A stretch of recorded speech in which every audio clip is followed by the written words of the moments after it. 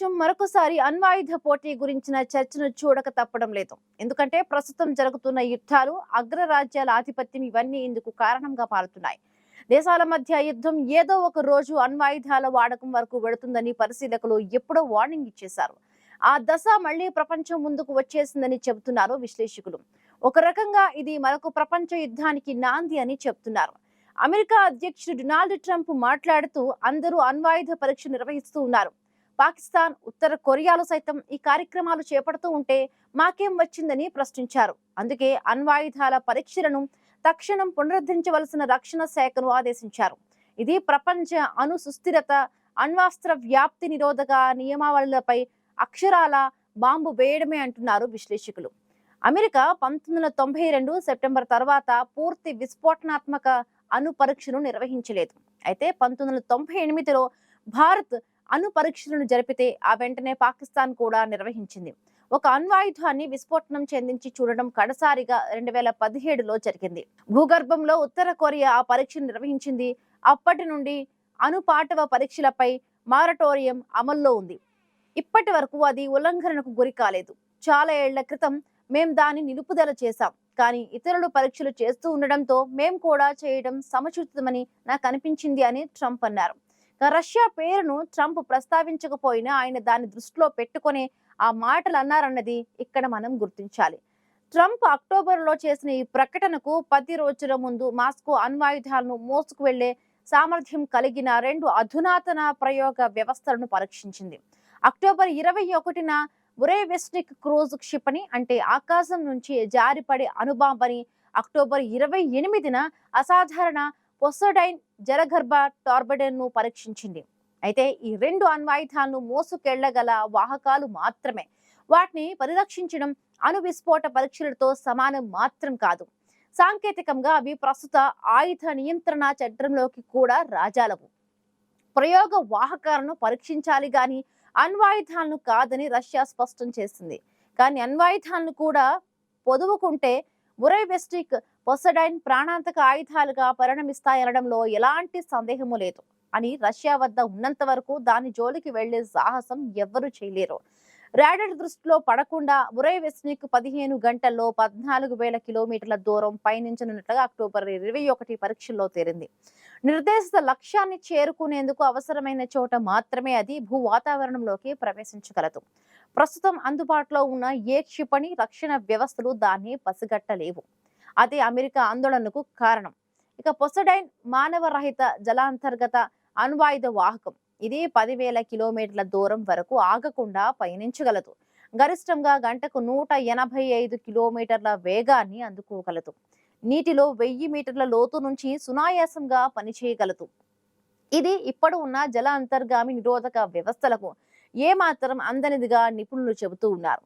అణ్వాయుధ war head ను కూడా తరలించుకున్న పొసైడైన్ ను యుద్ధంలో ప్రయోగిస్తే అది భూగర్భశిల ఫలకాలను కదిలించే విధంగా అణుధార్మిక సునామీని రేకెత్తించే భీకర సామర్థ్యం ఉంటుంది. ఇది భూగోళానికి, మానవాళికి ప్రళయం అంటే ఏమిటో చూపిస్తుంది. దీని సామర్థ్యం బీభత్సం వర్ణించడానికి మాటలు సరిపోవని చెబుతున్నారు నిపుణులు. 1972లో అమెరికా, ఒకప్పటి సోవియట్ యూనియన్లు బాలిస్టిక్ నిరోధక క్షిపణుల ఒడంబికకు వచ్చాయి. పరస్పరం ఆయుధాలను ప్రయోగించుకుంటే ఇద్దరము నాశనం కావడం ఖాయమని అవగాహనను అది కల్పించింది. విధ్వంసాన్ని ఆధారం చేసుకున్న మనుగడ అనే ఆ సిద్ధాంతం అసంబద్ధమైనదిగా కనిపిస్తుంది. ఆనాటి పరిస్థితులను బట్టి కుదుర్చుకున్న ఒప్పందం నుంచి అమెరికా బయటకు వచ్చింది. ఎందుకంటే 2001 సెప్టెంబర్ 11 అంటే 9/11 నాటి పరిణామాల నేపథ్యంలో అమెరికా 2002 జూన్లో ఏకపక్షంగా ఆ ఒడంబిక నుండి ఉపసంహరించుకుంది. వైశాల్యం కుంచుకుపోయి ఆత్మవిశ్వాసం సన్నగిలిన పరిస్థితుల్లో ఉన్న రష్యాలో అది అభద్రతా బీజాలను నాటింది. పొసైడైన్ 2015లో పురుడు పోసుకోవడం పుతిన్ కన్నుల్లో కాంతి రేఖను నింపింది. గడిచిన దశాబ్దంలో అది అనేక రంగాలలో అనేక వైఫల్యాలను చూసింది. సైంటిస్టులు ప్రమాదాల్లో చనిపోయారు. కానీ ప్రయోగం మాత్రం నిరాటంకంగా కొనసాగి అక్టోబర్ 21న విజయవంతమైంది. ట్రంప్ రెండవసారి అధికారంలోకి వచ్చిన తరువాత చేసిన ప్రకటన బహుశా పుతిన్ను ఈ పరీక్షకు ఉరికొల్పి ఉండవచ్చు అంటున్నారు నిపుణులు. ఇక్కడే మరొక విషయం చెప్పుకోవాలి. ఇది బైడెన్ పాలనలో జరిగినదే. ఉక్రెయిన్ రష్యా యుద్ధంలో అమెరికా ఉక్రెయిన్ వెంట ఉండి యుద్ధం జరిపించింది. అదే సమయంలో ఉక్రెయిన్ అధ్యక్షుడు జెలెన్స్కీ అమెరికా సహా నాటో బలగాలను తన సొంత బలంగా భావించాడు. కానీ రష్యా అధ్యక్షుడు పుతిన్ అంతకన్నా జగముండి అన్న విషయాన్ని విస్మరించాడు. దాంతో పుతిన్ ఏకంగా అణ్వాయుధాలను బయటకు తీస్తూ ప్రపంచ యుద్ధానికి సన్నాహాలు చేయడం ప్రపంచాన్ని నివ్వెరపోయేలా చేసింది. ఇప్పటిదాకా అంతా మూడవ ప్రపంచ యుద్ధం రాదంటే రాదని నమ్మకంగా ఉన్నారు. కానీ ఇప్పుడు ఆ పరిస్థితి లేదు. రష్యా అధ్యక్షుడు ఏమాత్రం తొందర పడకుండా ఓ పద్ధతిగా తన కేబినెట్ ముందు సమస్యని వివరించి ఉక్రెయిన్తో పాటు ఉక్రెయిన్కు అండగా ఉన్న నాటో దేశాలపై కూడా ప్రతీకారం తీర్చుకునేందుకు ఏర్పాట్లు ప్రారంభించాడు. రష్యాపైకి ఉక్రెయిన్ దీర్ఘశ్రేణి క్షిపణులను ప్రయోగించే విషయంలో అమెరికా అనుమతించిన మర్నాడే జెలెన్స్కీ దాడులు జరపడంతో పుతిన్ మండిపడ్డారు. దాంతో అణుదాడుల నిర్ణయం తీసుకున్నాడని సమాచారం. ఇది తమపై ఉక్రెయిన్ అమెరికా జరిపిన సంయుక్త దాడిగా పరిగణిస్తూ ఉన్నాడు పుతిన్. వెంటనే రష్యా అణు విధానానికి సవరణలు జరపడంతో తాను ఓ దారుణమైన నిర్ణయానికి వచ్చేస్తారని చెబుతున్నారు. దీంతో నాటో సభ్య దేశాలు హడలిపోయాయి. రష్యా అణు సామర్థ్యం మామూలుగా లేదు. ప్రపంచంలోని రష్యా వద్ద వేలాదిగా అణ్వాయుధాలు పోగుపడి ఉన్నాయి. ప్రపంచంలోకెల్లా అత్యధిక సంఖ్యలో అణు వార్ హెడ్లున్న దేశం రష్యానే. 1994లో సోవియట్ నుంచి విడిపోయే నాటికి ఉక్రెయిన్ వద్ద కూడా భారీగాని అణ్వాయుధాలు పడి ఉండేవి. ఆ జాబితాలో ప్రపంచంలో మూడవ అతిపెద్ద దేశంగా ఉక్రెయిన్ ఉండేది. కానీ రష్యాతో ఒప్పందంలో భాగంగా తన అణ్వాయుధాలన్నింటినీ నాశనం చేసింది. అది కాకుండా ఇలా జరుగుతుందని తెలిసినా ఉక్రెయిన్ సైతం అణుదాడి చేయించుకునేందుకే సిద్ధపడినట్టు కనిపిస్తోంది. రష్యాను మరింత రెచ్చగొడుతోంది. కానీ రష్యా దగ్గర ఉన్నట్లుగా ఉక్రెయిన్ దగ్గర అణ్వాయుధాలు లేవు. అనుకున్నట్టు రష్యా అణుదాడికి పాల్పడితే అప్పుడు అమెరికా కూడా ఉక్రెయిన్కి అణ్వాయుధాలు ఇస్తుందా, అణుదాడికి ప్రతిదాడి చేయిస్తుందా అనే అనుమానాలు ఉన్నాయి. ఇక ప్రస్తుతానికి వస్తే ట్రంప్ అమెరికా రక్షణ గురించి సూపర్ ఐరన్ డోమ్ ఏర్పాటు గురించి సీరియస్ గా నిర్ణయాలు తీసుకుంటున్నారు. ఈ విషయంలో జరగాల్సిన ఏర్పాట్ల ఉత్తర్వుపై 2025 జనవరి 27న ట్రంప్ సంతకం చేశారు. ఇప్పుడు ఆ డోమ్ కు గోల్డెన్ డోమ్ అని పేరు పెట్టారు. అది అమెరికా ప్రధాన భూభాగానికి అంతటికి గొడుగులా పనిచేస్తుందని, బహుశా 2045 నాటికి పూర్తి కాగల ఈ కార్యక్రమానికి దాదాపు $3.6 ట్రిలియన్ ఖర్చవుతాయని అంచనాలు ఉన్నాయి. ఇందుకు సంబంధించి Elon Musk company space X కు మొదటి విడత చెల్లింపులు కూడా చేయడం జరిగిపోయింది.